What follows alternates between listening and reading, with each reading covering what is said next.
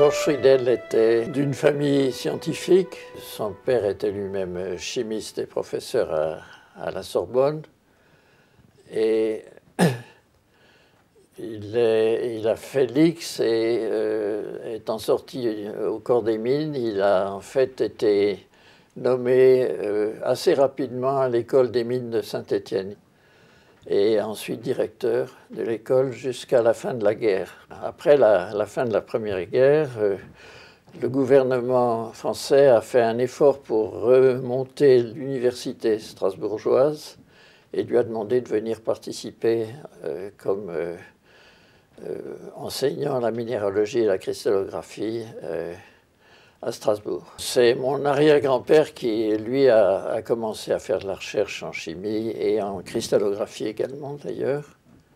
Donc il était assez normal que mon grand-père s'intéresse aux problèmes de cristallographie,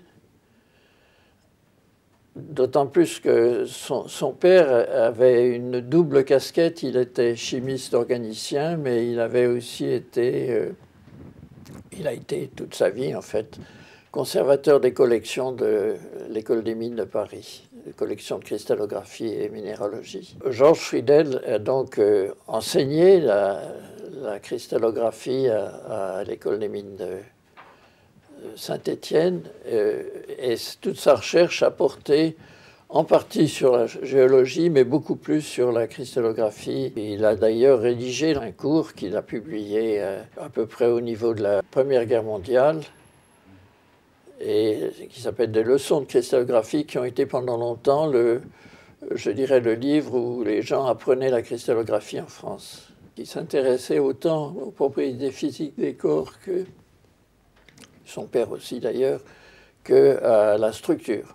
C'est ce qui l'a amené à étudier beaucoup, en particulier les problèmes de forme cristalline des surfaces et aussi les MAC, c'est-à-dire la façon dont les cristaux peuvent se coller les uns contre les autres, quelles étaient les règles d'orientation qui pouvaient se déduire de la structure.